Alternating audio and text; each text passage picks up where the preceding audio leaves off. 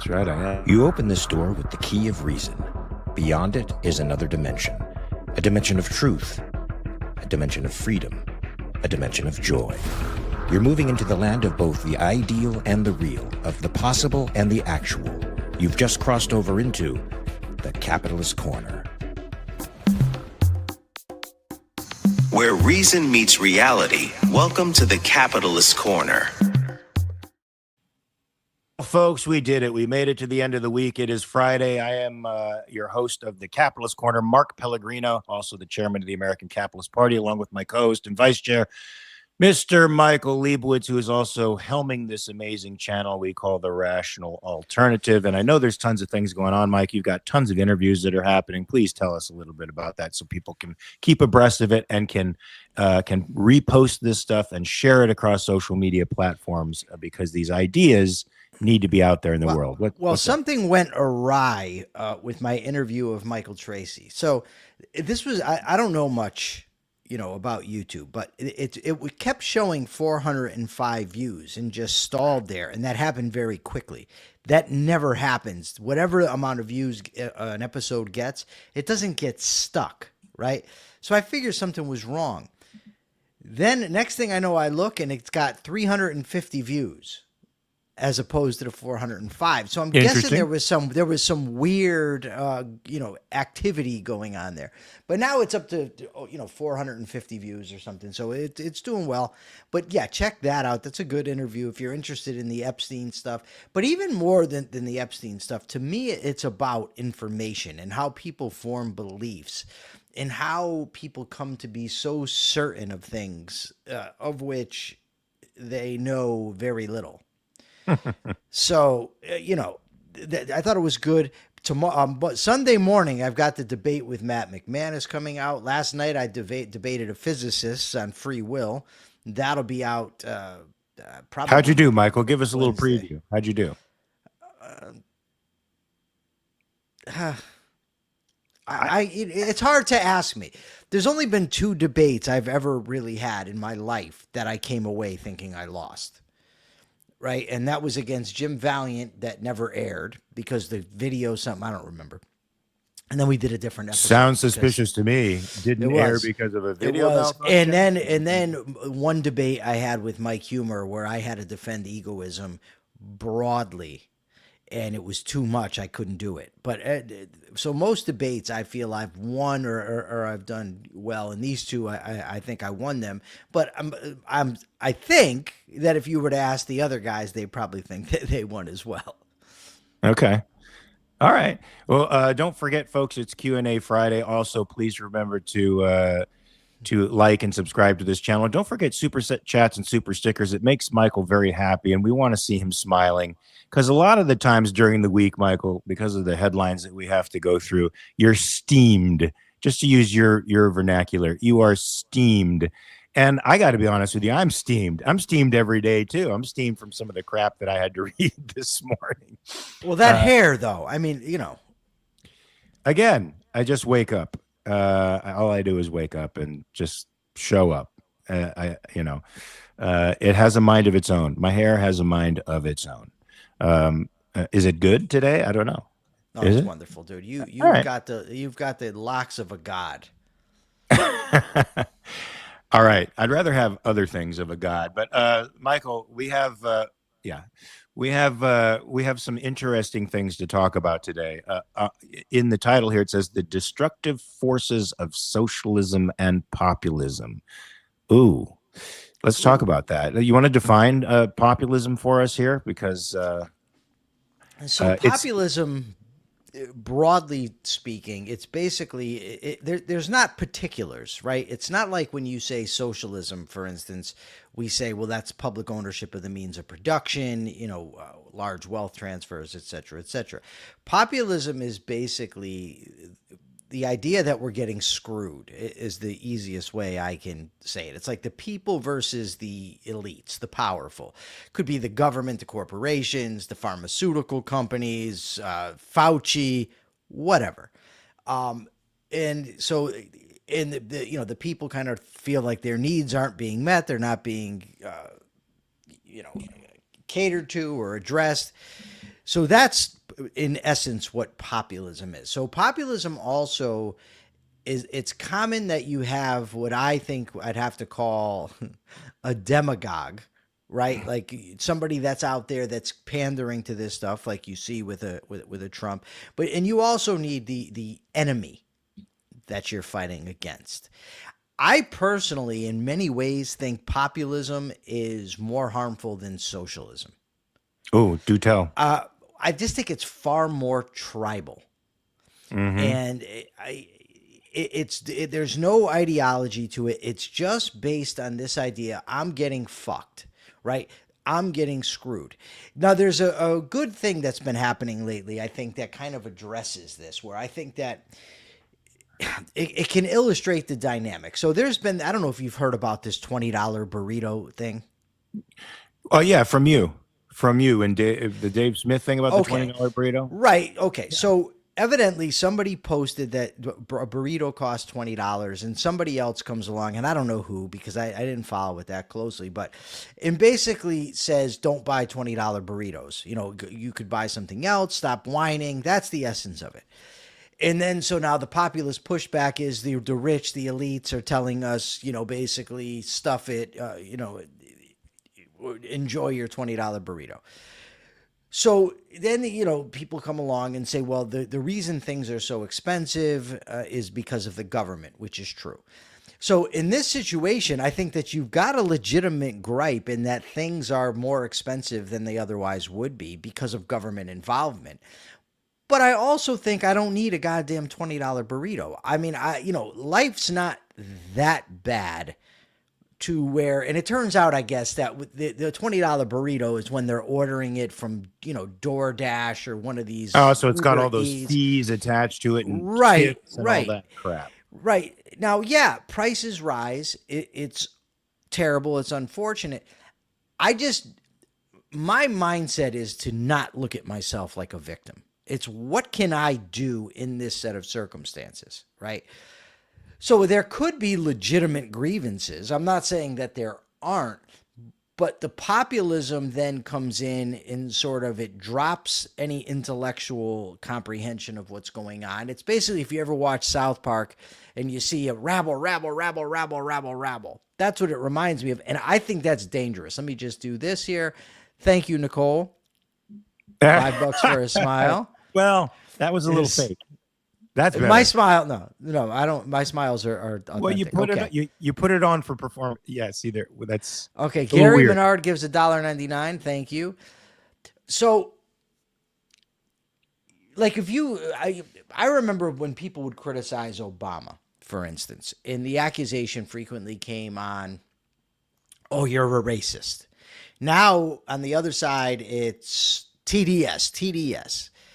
It's very mobbish. Like Jim just says, nothing scarier than a mob. And that bothers me. And this is why, by the way, I've always been more concerned about the Trump dynamic than I was about other corrupt, lying politicians. Because yes, they lie, but not all of them have this following that defends him no matter what. And that's what we have. So Akira, what you think. Before I get into that, Akira nailed it on the head. Your fake smile looked like Mom Donnie's smile, dude. I thought I had a little PTSD flashback. Look at that. It's very Mom Donnie. It's very Mom Donnie. Yeah, Michael, this is interesting. I agree with you. Yeah, populism is super scary, super anti-intellectual, all about ginning up various mobs that have grievances. And yeah, you need demagogues like the AOCs and the Bernie Sanders and the Trumps of the world to pit some group against another group, make one group the victim or the oppressed, the other group the oppressor. It's super easy to grasp. You don't need any thinking to do it, and it works you up into an emotional tizzy. So you're right. That is super, super scary. Now, do you think this rise in populism is rising also? I don't want to jump the shark here because I know how you hate that, but also is a result of the rise in victim culture? Yes. By the way, it's Open Question Friday, folks, so feel free to ask whatever you want. Yes, I do. And it, by the way, this is on the right and the left, and that's the thing with the populism. So I remember 2016, and both sides. That was when you had the Bernie Bros and Feel the Burn, and he was ascendant and talking about it's a rigged system. The millionaires and the billionaires and the it's oligarchies, rigged. the oligarchies. Right. Yeah, and right so have you noticed that his right hand has a mind of its own? And you also have Trump out there saying that it was rigged. And here's the problem. A lot of people have a difficulty accepting responsibility for their lives. There's nothing that you're going to reach more people with probably than if you tell them it's not your fault, right? Your woes, not your fault. Like you have somebody that might say, I'm having problem feeding my 5 kids. I got a suggestion, dude. Maybe don't have 5 kids. Right? I mean, but Michael, you're heartless. You're heartless. I know, and I'm an elitist and everything else. And again, it's not to say that there's not truth to the complaints, but I do think that people, like a lot of people anyways, like to feel that they are being screwed, that they, it's not their fault. It's not their bad decisions. It's somebody else. And that's the bottom line. And when you provide people with a scapegoat like that, a lot of people take it. So yes, I do think that the victim culture that has really seems to have taken root. I mean, you end up with the victim Olympics. I've heard it referred to.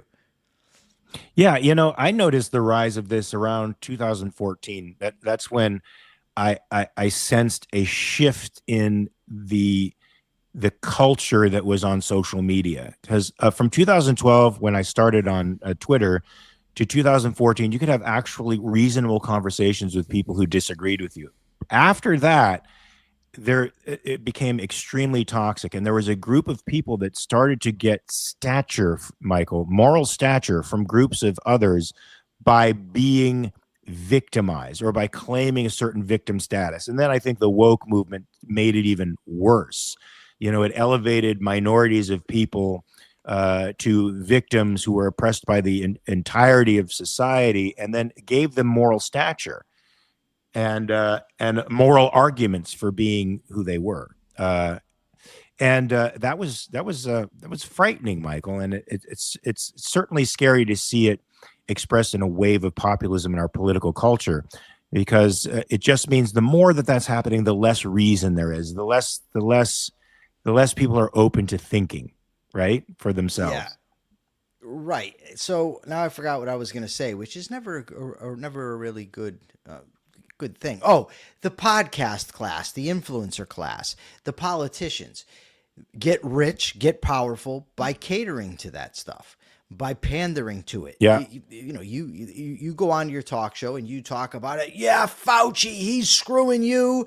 Israel's screwing you. Everybody's screwing you. It's this goddamn globalism, the immigrants, or whatever else you want to say. And people are like, yes, it's not my fault. It's not. It's the guy that they came over from Mexico. They're ruining my life. And a lot of people enjoy that type of stuff. So Akira Felix and Ian Gilmore are saying here, Ian Gilmore says, remember, the Bernie bros lost inside the Dem party and lost badly. And Akira Felix says, yeah, the difference is that they were laughed at. Really? I think that's a little... I don't know what I'm looking for, but I don't think that's it, because Bernie gained a lot of power within that movement. We keep seeing the people Bernie likes getting elected and winning primaries. AOC became ascendant.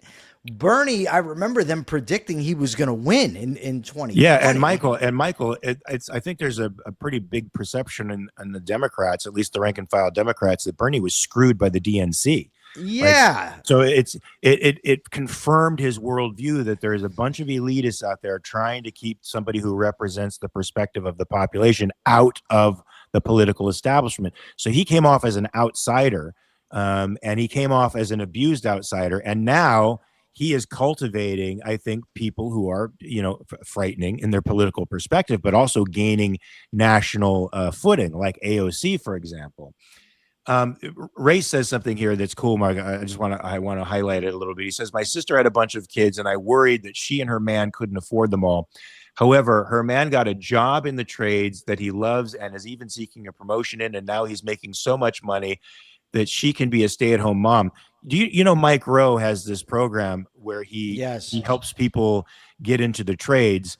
And he contrasts it, Michael, with the generation of people who graduated from college, $120,000 in debt, with a degree that can't get them hired anywhere except maybe as a barista in Starbucks. And he shows that, look, these people came out of high school. They got into trade like welding. They're making six figures a freaking year starting.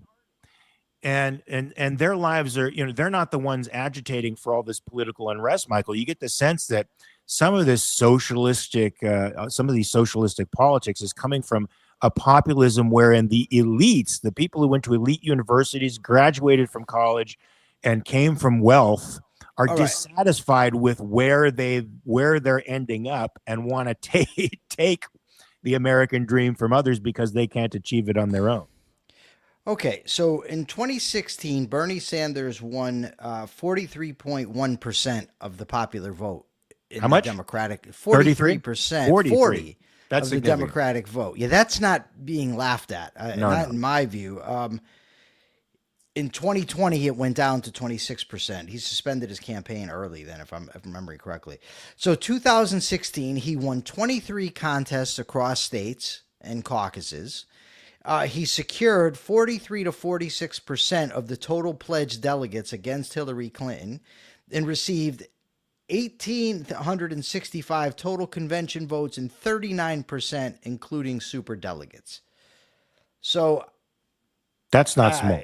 That's not laughed at. That's not a fringe movement. No. That's pretty big. And right now it's maneuvering for the moral base of the party. Hey, this guy, Ducky Cast, says, we acknowledge that the populists in the Dem Party are a minority while the populists in the Republican Party hold all the branches of the U.S. government, right? Well, the Republican populists are certainly ascendant right now, and they have the power. But there's an extreme populist left movement that's also calling itself socialist. The Democratic Socialists, I think, are trying to co-opt the populist movement as well. So I think we're certainly stuck between two populist movements, with the Republicans and the GOP certainly I think Michael cutting themselves off from their former roots as classical liberals and completely investing in populism. I mean, Trump is dictating that, and the party seems to be going along with it, and they do have the levers of power at the moment. Right. So with the Democrats, well, it's the Republicans too, though. There was an interesting Alex Tabarrok posted on X where J.D. Vance is doing an interview criticizing socialism and then talking about how you're going to use government power to basically enrich the people that you like. And he says socialism's so bad, that we're going to beat it by becoming socialist. There was an article in Reason magazine about how much is being spent and how much bought in these private companies. The populism, it's like this horseshoe theory that I hear so much about, right? Yeah, I would say the Democrats certainly are more socialist than the Republicans, but the Republicans aren't free market people. And this is what populism can sort of devolve into, is you're just trying to cater to the most amount of people. So who can you promise what to?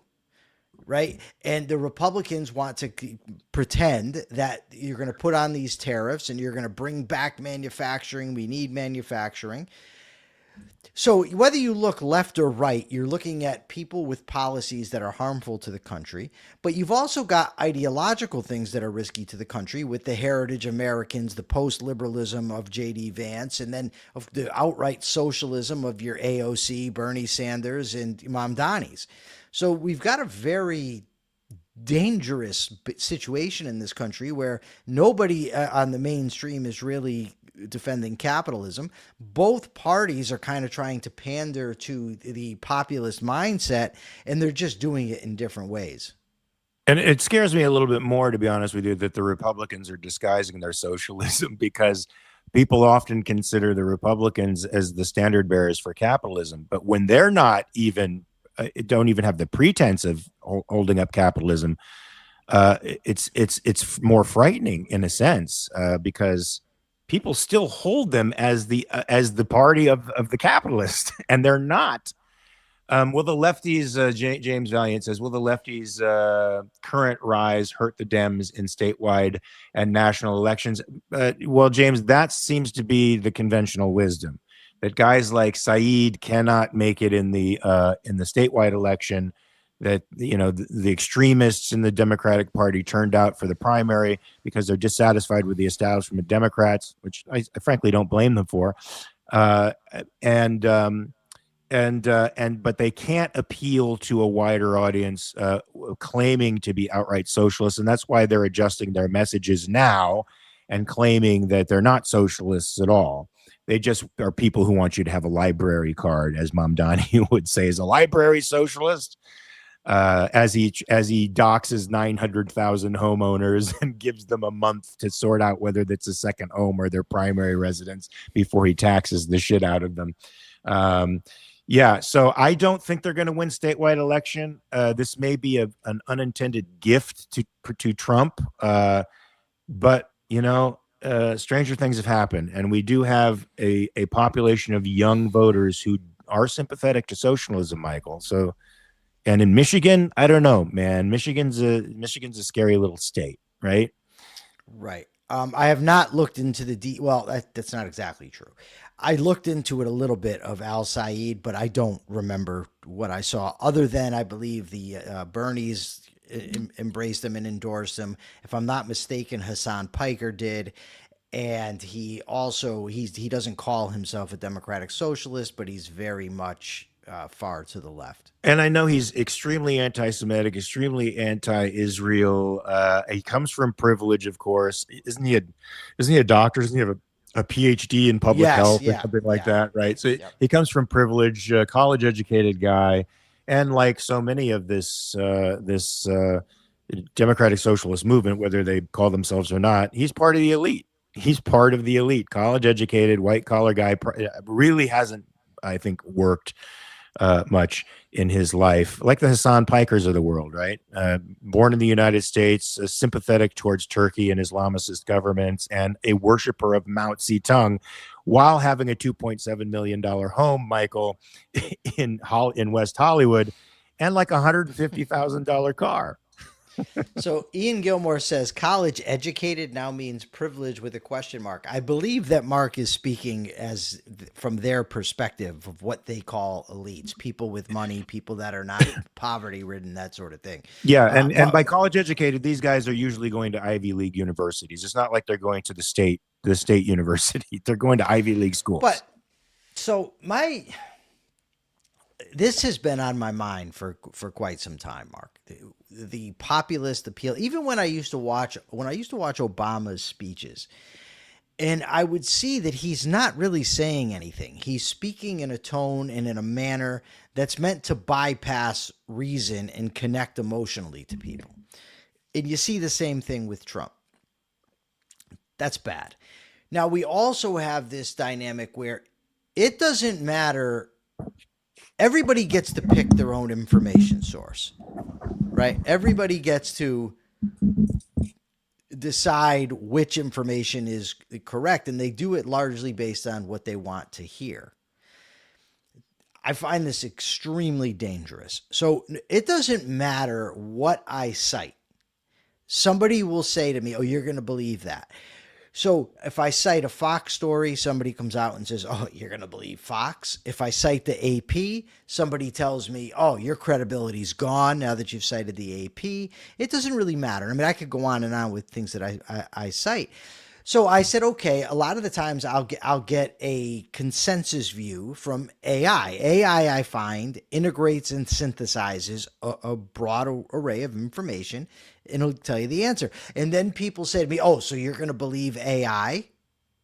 It just doesn't make a difference. People are impenetrable to facts now because everybody gets to say, "Oh, that's not reliable." You could go to a fact checker and they say, "Oh, you're going to believe the leftist fact checker?"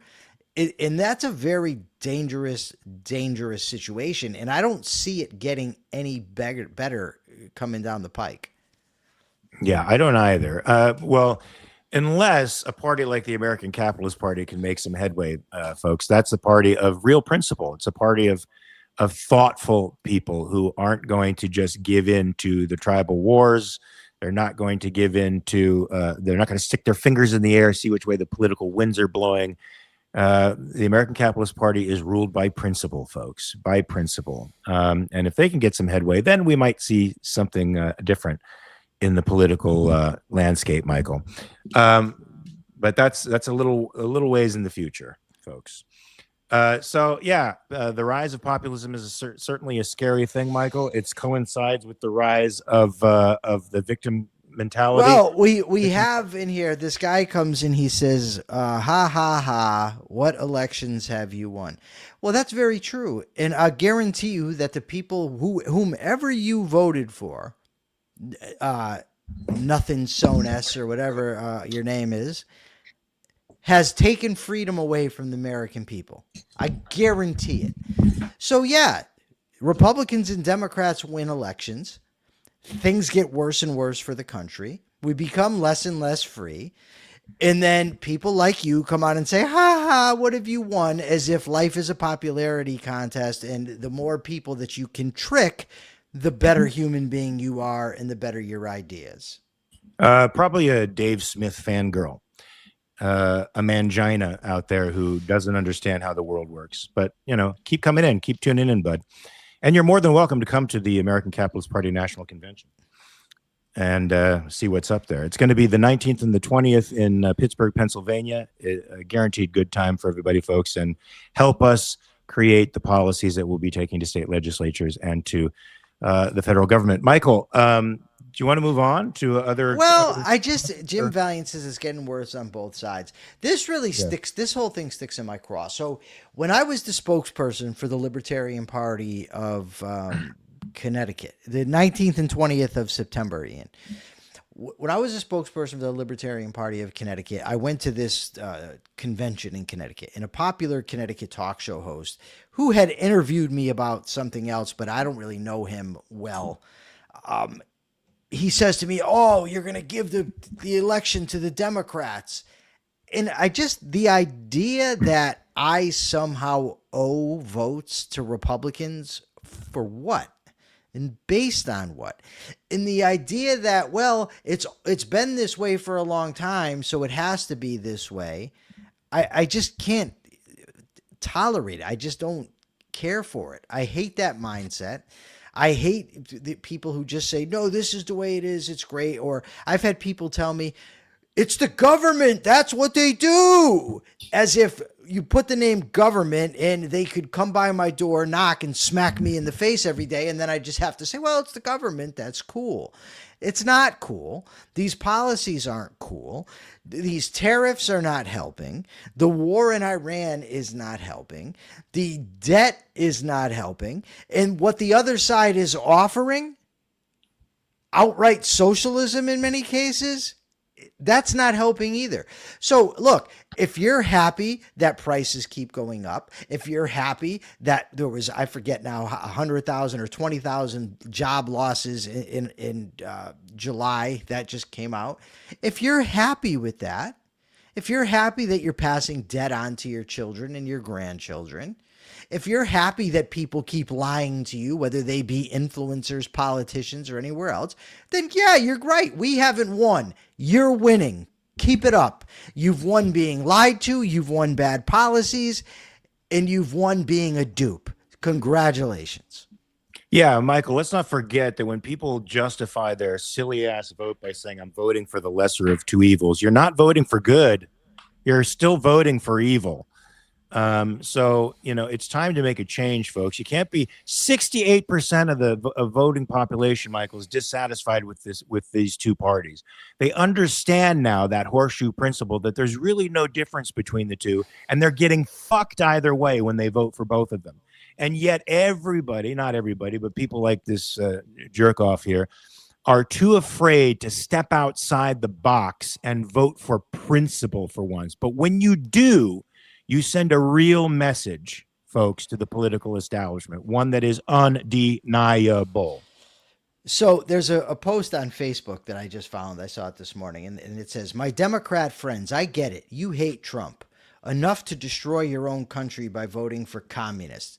Now, here's the thing. Note that in there, the implication is that Trump is good and that people know he's good and they're choosing to not vote for him because they just dislike him.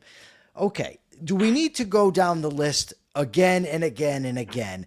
And all his people, they just say, "Oh, but he was tricked. He was tricked. It was somebody else. It was never him. It was Fauci who empowered Fauci, who criticized Florida for not locking down, who criticized other countries for not locking down. Oh, that was Trump. Who banned bump stocks? Oh, that was Trump. Who said that we could put constitutional due process aside, take guns, and then give due process after? Oh, Trump again. Who's driven up the debt like a third of what it was in the entire history of the country? Oh, yeah, that's Trump. Guess who had anemic economic growth even before COVID? Oh, yeah, Trump again. Guess who pressured the Fed to keep interest rates low, pressured foreign countries, Russia and Saudi Arabia, to cut oil production so as not to have prices go down, and then bitched about inflation? Guess what? That's Trump again. So he's not the hero that you people think he is. The only thing that allows you to think that is the ignoring of facts. That's it. It's just that you either dismiss facts, evade facts, or just don't know. It's not because you're super smart. It's not because you know better than everybody else. It's not because of TDS. It's because you don't understand. And by the way, I could say the same thing for the dummies who want to vote for socialists. Amen to that. Ray says, yes, the spoiler effect is real, but that doesn't mean we just bow down to the authoritarian duopoly. Amen. The change has to come sometime, folks. It's going to be uncomfortable, but it should be now. We're $40 trillion in debt. That means that every single person in America owes somewhere in the neighborhood of $250,000. They're already starting off in deep, deep debt. If you want to change that situation, you got to start now, man. As Nikos Sotirakopoulos says, there's an urgency here. There really is an urgency here. I'm interviewing Nikos on Monday, by the way, so I'm going to have to cut out of here a little early on Monday. I forgot to tell you. Ducky Cast wants to know, is Joe Biden a socialist? I would say no, he's not a socialist. He's a left Democrat who advocates for big government like the rest of them. There's certainly policies that he advocates that are socialistic. No doubt about that. But no, I don't think he's a socialist. That doesn't mean he's good. I also think that his era is long gone, and the people that are have the energy in the Democratic Party now are socialist. And by the way, that's not used as disparagingly or as name calling. It's what they call themselves. Yeah, I mean, we got $5. Thank you, Jerry, for that super sticker. Yeah, Biden isn't principled enough to be a socialist. He's one of these mixed economy compromisers who's just sticking his finger in the wind and seeing which way his constituents want to go, and then basically doing that. Right? He's the ugly animal result of the spoil system democracy, folks, where politicians promise their constituents loot that they themselves will be able to bring to their constituents, and that's what gets them elected. Their capacity to bring loot to their favored groups. I want to stop that cycle, Michael. I know you want to stop that cycle, and it seems like a vast majority of the American people want to stop that cycle if they would just grab their cashews and actually vote against the political establishment and for our founding principles. Go ahead, Michael. Who do you think is going to be the most who's the most likely Democratic candidate? I don't know. I don't know. I think Bernie's sort of got the imagination, the imagination of the Democratic Party, but the Democratic National Committee, I don't think will let a girl like Alexandria Ocasio-Cortez, who's he's sponsoring. I don't think they'll let her in, unless she gets in on a ticket with Kamala Harris, because right now it seems like Kamala Harris is the one that they're looking to, despite her dismal performance in the last presidential election. Michael, she was horrifically unprepared. Unprepared. I mean, she showed herself to be a completely empty vessel. And if you think she's not, tell me why it is you think she's not what I perceive her to be, which is completely empty of any political principles. So Ducky Cass says he'll bet 10,000 that a DSA type is never getting the 2028 Dem ticket. I don't know, maybe not. I don't know that I want to. I don't want to put 10K on there, but it's. I don't have 10K, so I can't bet. Not as the president, but it's potential that they might, try to assuage the DSA with a vice presidential nod, and that's why I think it might be a Kamala Harris AOC ticket. I think it's a big loser as a nationwide, but if JD Vance is the next guy, he's apparently the heir apparent to a Trump, then I don't know. So I have no idea who's going to get it, right? It's far too early. We don't know what's going to happen between now and then. But whether or not a socialist gets to be the nominee of the party, that doesn't mean that the energy in the party isn't socialist. No, I know. We know Ducky Cass says, I think that it's an important bit of data, though. It at least shows that the mainstream Dems aren't on the Democratic Socialist train.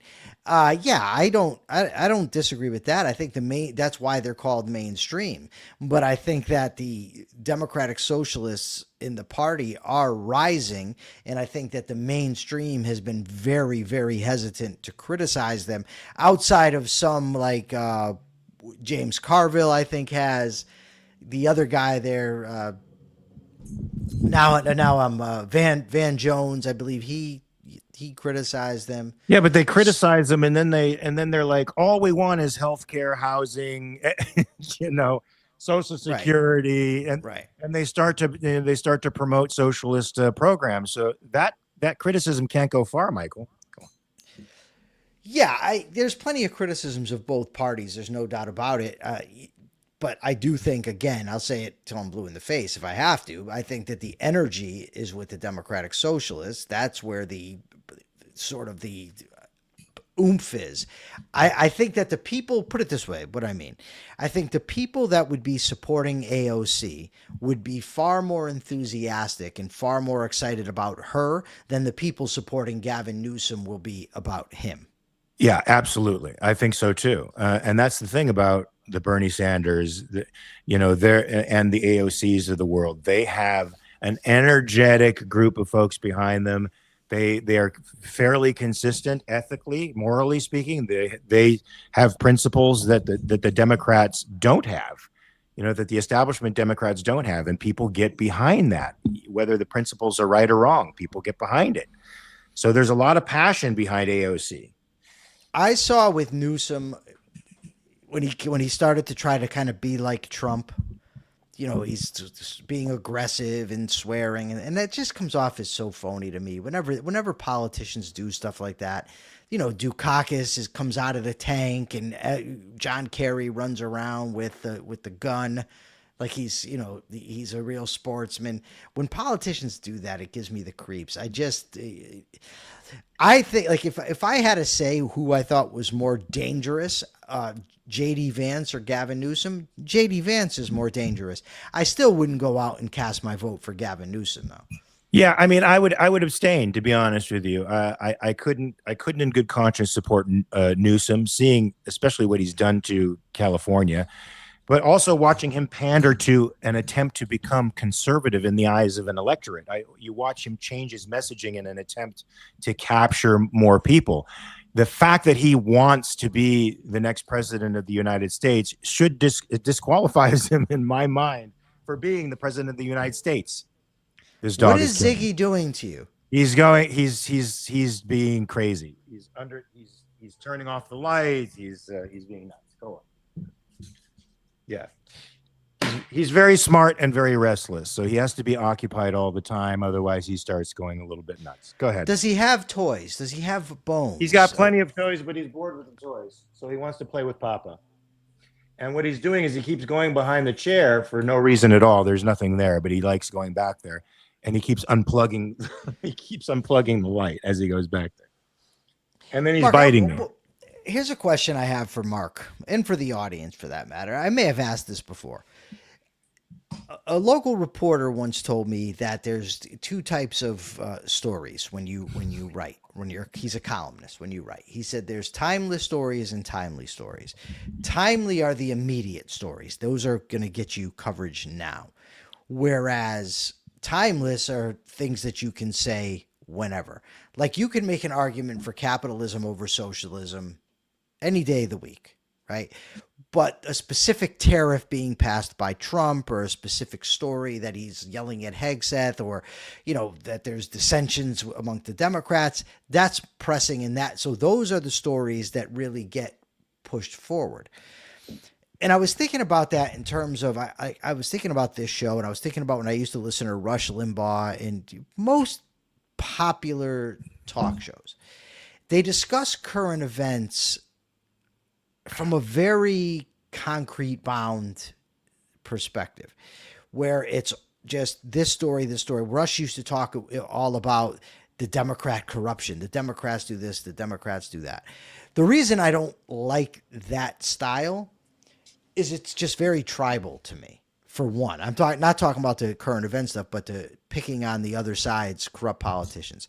There's plenty of corruption to go around in political parties. Right? Both of them. And probably the other ones out there too. And when you just focus on the corruption of the other, it just comes off as dishonest to me. You're unwilling to criticize your own side. There's also this, Mark, is that if all you ever do is focus on the fire in front of you, you're going to keep getting fires until you learn how to stop them from starting. Right? So until people embrace reason, until people embrace egoism, until people embrace capitalism, we're going to keep getting the same things. But if you want to talk about those things, I think most people tune out because they want to see the shiny new object that's in the news. So what do you think about that? How do you strike that balance, Mark, to where you can talk abstractions, concretes, and bring them together in a nice balanced way? How do you do that? And audience, what do you prefer to hear about? Well, I mean, that's a good question because, they say in journalism, if it bleeds, it leads. Hold on a minute. I have somebody biting. He's crazy. He has a little dog biting him. This dog is this big. He's saying it's biting him like that's going to hurt. Oh, it hurts. No, it hurts. But look, I can do a nice rear naked choke. Look at that. Boom, boom. Look, they say if it bleeds, it leads, Michael, unfortunately. And that has been, what's motivated most media outlets, right? The bright, shiny thing is what attracts people, and they want views, they want clicks. And so they're going to present that first. I mean, I thought the long form interview, podcast format, like the Joe Rogans and the Lex Friedmans of the world showed some of those folks that people are interested in ideas, right? They do want to hear the concepts. They do want the broader picture. But I don't know, man. I think what we're trying to do, what the Euron Brooks of the world are trying to do, I think that's probably the way to go. And but it's going to take a while. It's going to take a while to change the way things are done. My God. Anyway, that's all I got, Michael, with a dog eating my toes. Jim says, make the timely timeless and see the timeless in the timely. Ann M says there's local news versus national news. And Akira Felix says you don't need to vote. California always votes blue. I think there was something else that I missed. Let me just see if I can't back up. Well, and when I've had to vote, I certainly vote on all the local stuff. But the last presidential election, I abstained, even though I voted on all the local propositions and I voted on local offices.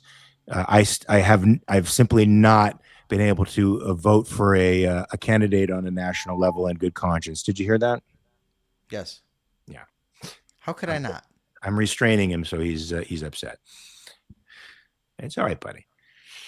All right, so Michael, did you want to talk about behind the curtain Trump's quicksand and his I problems sent with you war I and sent tariffs? I sent you the extra stories with the full intention on letting you decide which ones to talk Yeah, about. man. So look, Trump is mired down in a couple of issues right now. Of course, he's got the unpopular war in Iran, which is escalating, and which he really has shown himself to be fairly powerless to deal with. He has no strategy at all. And of course, that's making this war that was only supposed to last about 6 weeks last a lot longer. And it's now becoming a problem for establishment Republicans who see a nightmare coming in the midterm elections. Michael, he's also got a tariff issues, which he refuses to release, despite the fact that they've been proven not to accomplish the things that he wants to supposedly accomplish, which is the reindustrialization of America. Instead, the manufacturing sector has lost tens of thousands of jobs. Capital goods are more expensive, so it's raising the prices for everybody out there. People who want to start businesses can't. People who don't have connections with Washington are getting hosed by the tariffs, and everyday citizens like you and me, we pay $1,000. We're paying about $1,000 for these tariffs. That's in today's day and age, that is really prohibitive. We're getting hosed. We're getting hosed. We're getting hosed. And in addition to that, he's obsessed with rebuilding monuments. He's obsessed with, leaving his piss stain on Washington the Triumphal Arch, his silly ass ballroom deal. And Michael, I get the sense that that's almost like Nero fiddling while Rome burns. He loses. That never happened, That never happened. But it's still an apt comparison, right? Because what it is an easy distraction for him from the fact that the tariffs are not producing the economic boom that he thought it would. In fact, it's doing the opposite. And from the fact that the Iran war is going like ass because he has actually no strategy to beat Iran, and he's getting hosed by his own political base for this. So he loses himself in these projects. Apparently, Michael, if you go to the White House, he's going to show you all the pictures of the models of the Triumphal Arch and the ballroom. Who gives a fuck? Govern, dude. Govern, dude. Akira Felix wants to know if you voted for Arnold Schwarzenegger. Now, unfortunately, I did, and I'll tell you why. I wanted to vote for Tom McClintock, and then at the time, I was listening to Michael Medved, who said Tom McClintock won't win, even though this is when I believed in that you could possibly vote for the lesser of two evils. And what was important was to bring a guy in who was sort of aligned with your policies. And so I made the mistake when I was in there going, Tom McClintock, Tom McClintock, and going with Michael Medved's suggestion, I voted for fucking Schwarzenegger. Terrible decision. Tom McClintock would have been a much better governor. Were you actually doing that in the voting booth? Eeny, meeny, miny, yes. Yeah. I was, because my conscience was with Tom McClintock. Now, today I would go Tom McClintock. And I wouldn't listen to what the conservative pundits had to say. But back then, I was sort of flirting with conservatism. I think a lot of objectivists, as they're becoming objectivists, sort of pass through the conservative mantle before they realize that it's really not what it's really not what they think it is. Anyway, we've got so yes, many comments now, and I don't know which are which. You're right, Akira. How could I? I can't take it back now, bud. I'm just being honest. You could take it back. Dr. Mommy says, I think it's important to take the timely news and paint the picture of what the world would look like with a better policy. Jim Valiant's very impressed with that. He says, yes, Dr. Mommy. Ian Gilmore talks about the executive orders related to birthright citizenship Trump is trying to do. And Ian says it's metaphorical. I know, Ian, I was breaking his stones. And then we got some gerrymandering stuff was good. Otherwise, not so good about Arnie. By the way, let me tell you something. Tomorrow at 11 a.m. Eastern Time, it means 8 Pacific, we're going to be doing Self-Made Soul, Mark and I on Mark's Patreon. Then at noon Eastern Time, Dr. Megan Ribbons and I are going to be discussing Galileo and Copernicus. And boy, do I have some news for Mark when it comes to that. Oh, really? Oh yeah, dude. Yeah. Nice. You might be disqualified from commenting or asking questions or anything like that. I figure this. Mark Pellegrino is an actor.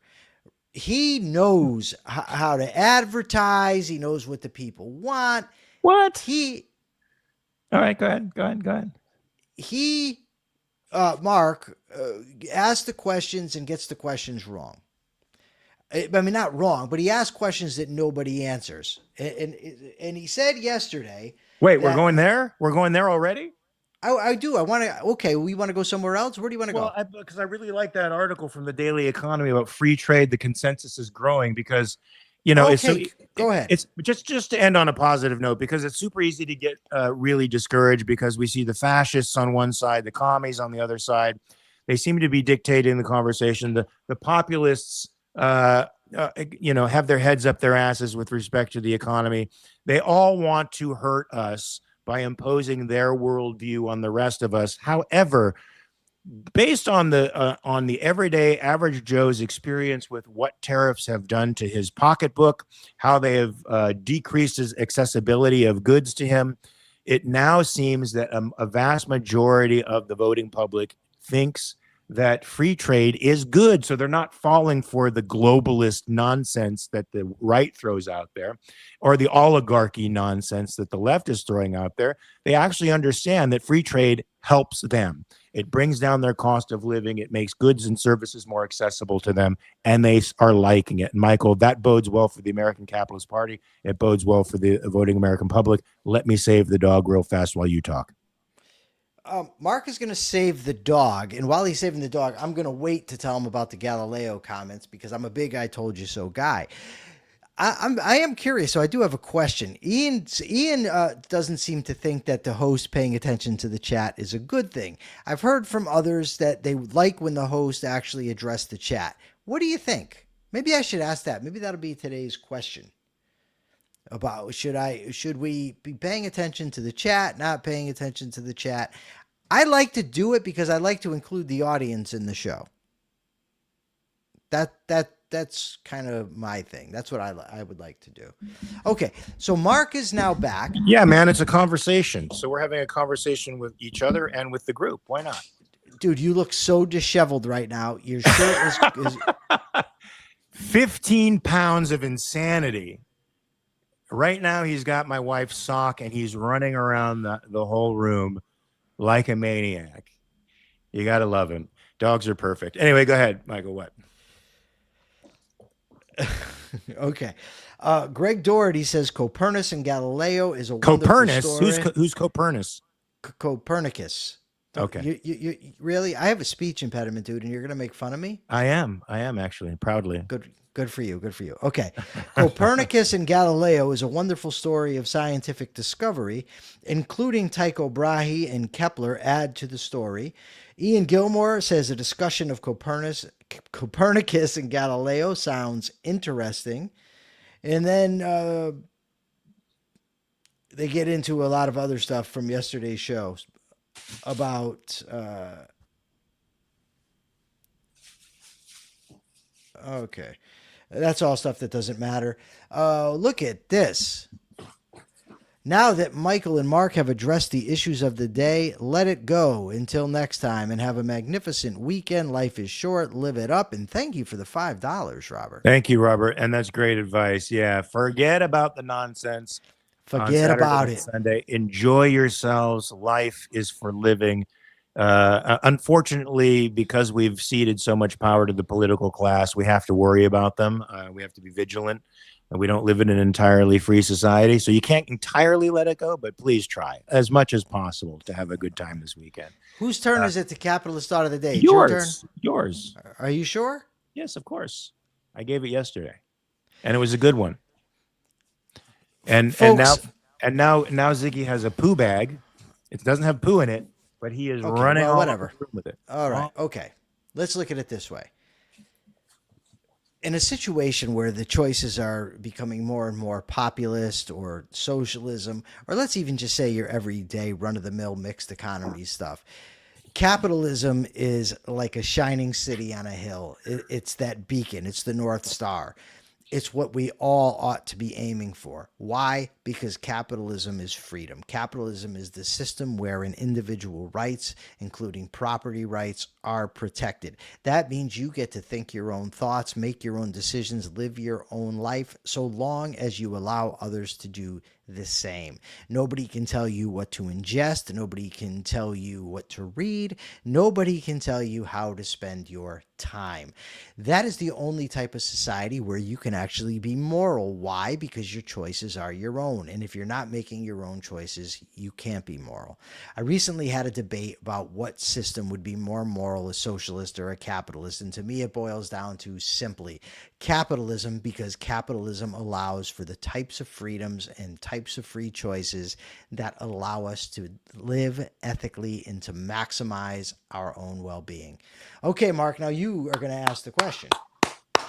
Amen, brother. That you couldn't say it any better than that, man. That was awesome. I hope that is recorded for posterity. It should be written down so that we can refer to it as often as possible, just to remind us what is good in life.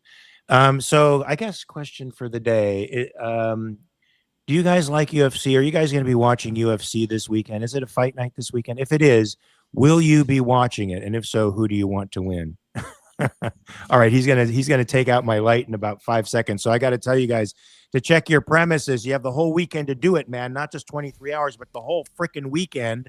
So please do that. It's what all smart people do. And watch us tomorrow. Watch us. Yes. Watch us tomorrow, folks. So we'll be talking about training the young towards sunshine in the joys of living. And Michael will be doing the Copernicus and Galileo. Is that what you're doing? Copernicus and Galileo, yes. Yes. Two gangster scientists. Folks, have a very good weekend. We'll see you soon. Peace.